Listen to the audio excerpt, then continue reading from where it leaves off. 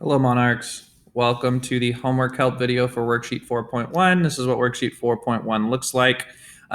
Before I do a couple examples with you, I just want to go over the problems that we'll be doing. We will only be doing problems 1 through 6. So we're only completing this first page. So this whole first page, but we're not doing anything on the back or on the following page. We are only doing problems 1 through 6.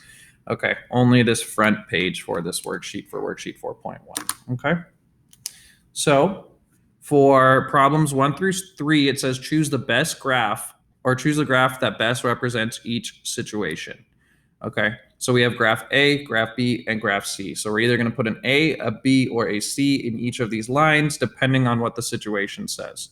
So let's go ahead and do number 1. It says a person alternates between running and jogging. So that means they'll alternate between their speed going up and down. So we would look at each of these graphs and determine which of those has a person alternating between running and jogging. It looks like this person's speed fluctuates, right? It goes up and down over time. It increases and decreases. So I would say it's probably graph B. So here you would just put a B. Okay, that's how we do numbers 1 through 3.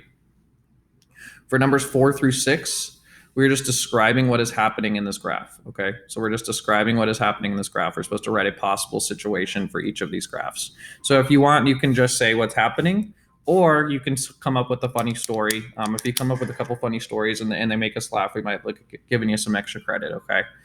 So I'll just go ahead and do number 4 with you guys right now. As you can see, our graph is flat, and we know that instead of flat, we use the word constant. That's the vocabulary we want to be using. And then it decreases over time. Okay. Remember, it's going down, so that means it decreases. So I would say speed starts out at constant.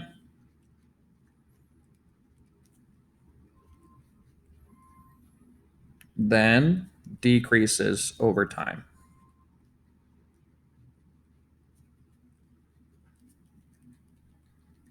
Okay, that would just be a possible scenario. So speed starts out constant, then decreases over time.